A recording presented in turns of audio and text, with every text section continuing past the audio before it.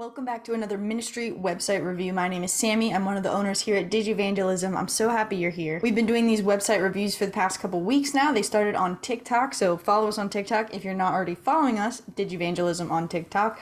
And then they migrated here into YouTube where we can give a little bit more of a deeper dive into some of these ministry websites that wanted to be reviewed. If you're not already familiar with us here at Digi, we help progressive leaders of spiritual communities share hope, healing, and light online. This is our website, digivangelism.org. Under Done For You services, you can see that we do actually build websites. So if you don't have a website or if yours needs to be completely redone, come here and visit our website page, scroll down, yes, please help me, and tell us a little bit about what's going on. We'll jump on a free call with you and see if we're a good fit to help you out, or maybe we can point you in the right direction. Also under services, you will see digital communications reviews. This is like consulting on your website and your social media. Depending on how deep a dive you want to do, we can offer a couple sessions of conversation. We can just review your ministry more in depth online.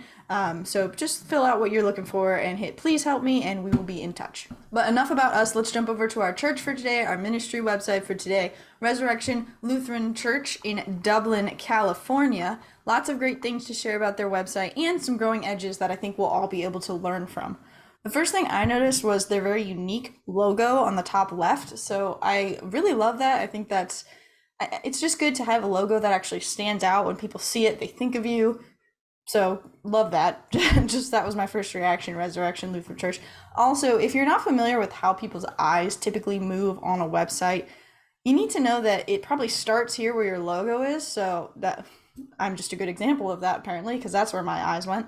And then it travels across the top here, left to right, because most of us read that way, right? So left to right, I'm not really reading any of these. I'm just kind of skimming. Oh, there are a lot of things here. Oh, they have social media. Donate. That's where I land. So whatever you put in your top right of your website is really a focal point because it's a pause point, right? We got the start point. Oh, nice logo. And then we've got this pause point, which is usually the call to action, similar to the way Resurrection has this button, just like it looks different than the rest. It really stands out up here. That's the focus. So I don't know if that's what they want their focus to be or not. I don't think it's a bad focus. And honestly, their donate page looks pretty good in the sense of, look at all these questions that they answer. A lot of time people want to know about whether, how their money is going to, maybe where the money is going. They might have some of these questions. And so for you to be really pointing out that donate button and answering them, I think that's great. If you've watched one of our website reviews before, you know that I'm going to jump to the I'm new page first because I think that's one of the most important pieces of your website. That's why most people are on your ministry website, because they are new.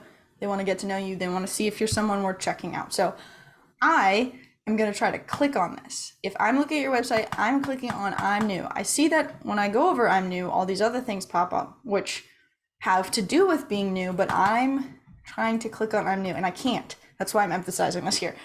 You can't click this button. It's not clickable. Actually, same with all of these. So that's not necessarily required, as you can see, because each of these are like little headers, right? And they have information under them, ministries, information under it. But maybe it's worth building out just like an easy, like kind of like homepage for each of those so that they can be clickable. And then all of these options that are already popping up underneath that main title can be displayed on that homepage of each of those options. I'm only saying this because if I'm new and I want to click on I'm new, maybe I don't want all this. I just want to know what your I'm new page says, or I didn't want to read all this because I don't like to read. I don't know. Clickability can be helpful sometimes, but you have all the things answered there, just that title is not clickable. So I'm going to go into, I guess, what to expect. No, I'm going to get to that later. Get involved. So I'm like, hey, I'm thinking about being part of this community. I want to know how I can be involved in this community. Great. So I can become a member, which maybe I'm not ready for. So I'm going to skip that. Make music. I'm not musical, let's say. So I'm going to skip that too. Leading or preparing for worship. I don't know that I'm ready for that either. So I'm just kind of like going down the list here. I do want to point out that the last line under helping lead says, let us know if you'd like to learn more. Can you link how we can get to know? You did it right up here. Email pastor or read more here. So I would recommend really linking, like email us or contact us. Here's the number and here's the email if you'd like to learn more. It's conveniency really, but people appreciate things being convenient. All right, so I don't want to lead, I don't make music, I don't want to be a member yet. I guess I'm serving or volunteering. Oh yeah, that's great. Look, I can be on a committee, I can be on a team, I can work with kids, like that's great. Okay, so then it said, oops, don't do that. And then it says, learn more about these opportunities by visiting the ministries tab on our website. So I can serve and volunteer, but I have to go up here and go to ministries and then click on these options. That's fine. That's where that information lives. But again, why not make it clickable? Learn more about these ministry opportunities here, which again comes to the clickability. If you had like a little homepage for ministries, I know it's just building out 1, 2, 3, 4, 5, 6 more pages, which by the way, we can help you with that if you would like some assistance building out those pages so you don't have to worry about it. But if you had that homepage, you could say, click here to learn, or you don't even say click here, learn more about our ministries here, make that clickable, boom, go to the ministries page and it has all these options. Just a way to make it a little more convenient for people. Let's keep going to I'm new, welcome. I wanted to click that because some people might say, okay, I want to be welcomed, great. We invite you to dig deeper on the website. Okay, fair. Start with the content under I'm new. Fair, but they already did that. They already did that. They already went to I'm new. They couldn't click I'm new. They went to welcome. Maybe they jumped around like I did first. Why not link some of the things again? Say maybe start with what to expect and location and hours and what is Lutheran. Like you could make some buttons even, so it's not just text here. Make some clickable things. Good job linking Facebook and Instagram and email and the phone numbers right there. Like that's all great. Let's just, how else can we make this really convenient for people? Because if you say start with the content under I'm new, and if I'm on a phone and maybe I have to scroll up for the I'm new, or maybe I already tried clicking I'm new and that wasn't clickable, so now I don't really know where to start, just make it as easy as possible. That's like one of the best things you can do with your ministry website is to make it streamlined, simple for people. All right. Let's keep going. I really like these quick links. I don't think I said that yet. I like that this page is short. Like it doesn't go on and on and on. I appreciate that. Sometimes church leaders don't know when to stop and they just make it go on and on. Unless that's intentional. Like if your homepage is just a scrolling page, we've seen that before, that's fine, but not every single ministry page, every single page. So quick links is nice because I can go down and be like, yeah, I would like to hear more about, getting involved. And we already talked about that. I would like to hear more about upcoming events. Let's go there. So Resurrection Lutheran does a great job here of having events that are coming up quickly, and they're not events that have passed already, which happens a lot when we look at websites. And so that's a vote of confidence for Michelle's suggestion to check your website, go through every button, every page once a month to make sure nothing is outdated, nothing doesn't make sense, nothing's, old information in some way. Now they could choose to get rid of August 10th. They don't need it anymore. Clearly this is something that this reading group, something they've been doing every month or a couple times throughout the summer. And so at this point in the year, you can get rid of the August one, but it's not terribly outdated and they have a list of September and August. So to me, it doesn't make me feel like no one's looked at this website in ages. Now, if they check in every month, they're going to be able to switch these events with current events a lot quicker than if they checked in every 3 months, like I often say to do. So follow Michelle's advice for that one. Moving on through the options, I'm not clicking through everything on their site like I would in a typical digital communications review. When Michelle and I do a deep dive into churches, and we do this one-on-one with churches and we consult them through this, we will click on every single button. We will go on every single page because there's so much that can be tidied up. There's language that might need to be tweaked. URLs that might need to be changed around. It's amazing what you can find when you really deep dive. But just kind of clicking on a couple things. I like to go to the church staff just to see how they kind of set that up. I noticed here that Betty doesn't get a picture of themselves on the church staff page, which is just something I like to point out a lot are all of the staff given like the same kind of setup? Do they all have if they're answering questions, are all of them answering questions? If there's photos, are all of them given photos? And so maybe Betty didn't want to be on the website, and that's understandable. It just, for me, makes me wonder why Betty's not featured on the website. I do see that there are bios here for each of the staff people, including Betty. Awesome. But I wonder why they kind of go into a different page. That seems a little interesting, like it's a little Word document. I guess that would be a lot of text to put on this page, and this gives you an opportunity to get to know them. But maybe, I don't know, maybe each person could have their own page, like a separate web page that you can click on them and see their picture and their bio. That could be a way to do it.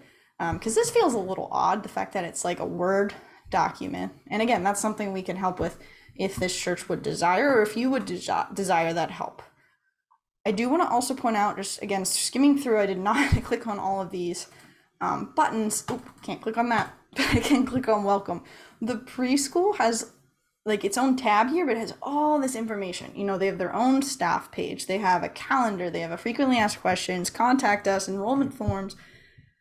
If you've run a preschool or helped with a preschool at a church that's partnered with the ministry, you know that they need just as much content as the rest of the church practically. So I think this is amazing. I love that this church does this. I think it is a wonderful model for other churches to just see what is possible. Like, your preschool doesn't have to just be one page where you try to fit everything on that you want to. No, your preschool can have its own little section here, but still be a part of the larger church website. So thanks, Resurrection Lutheran, for really demonstrating that in what I think is an effective way. Two more things I want to highlight. One is a growing edge, because I didn't click on these, but I don't know if you can see on the bottom left, it kind of shows you what the website is gonna be. I think it's covered up here, but basically what it comes down to is this goes to your Facebook, this goes to your Instagram, but when I hover over this, or when I click on it, your mail icon just goes to your homepage, which is not what you want.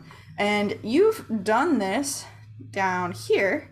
So if I click on email us, I'm gonna, start the process of actually being able to email you. You probably couldn't see that pop up, but I am prompted to start emailing the church. So you know how to link up an email. I would just copy the link that you put there and put it here where your mail icon is on the bottom and on the top, because currently it goes to your homepage, which I don't think is what you want.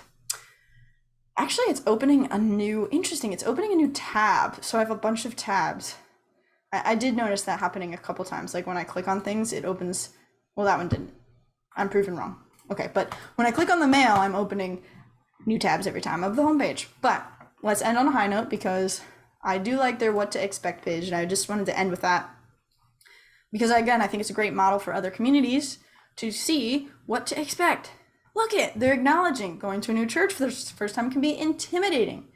We are trying to help you feel welcome. We're trying to answer these questions. If we didn't answer your question, please call us, email us. We would love to answer your questions or get to know you. I think that's just a good, heartwarming message. I think it could be a video. I just thought of that now. I'm always going to say that it could be a video, but I love it for what it says. And I also really love how all of these questions are, drop downs. I think it's really clean, and I think you're answering a lot of important questions that people are going to be wondering. So if you don't feel like you're answering those questions well, you don't feel like your website's giving a full picture of your community, or you're not sure if it is helping a visitor really get to know you, again, digivangelism.org, I will link that below, because we will not only review your site if you'd like and consult you on some of the changes that we see could be possible for your community, but we can also just help you rebuild your website, add some pages to your website. So either on the website tab where I am now, or again, under Done For You Ministry, digital communications reviews. Please help me. Tell us, are you interested in communications review, consulting? Click them all. We'll figure it out when we jump on a free call with you. And we'd love to get to know you more. Whether or not we move forward, that's fine, because this is what we do, because we love to help communities like this. So thank you, Resurrection Lutheran Church, for being a model for us. Hopefully you got some good tips out of this, and some other communities will be helped as well. Again, my name is Sammy. Please subscribe to us on our channel here on YouTube if this was at all helpful for you, but also follow us on TikTok, where we talk about this stuff all the time. Today we brought the knowledge, but now it is your turn to put it into action. Peace be with you as you do.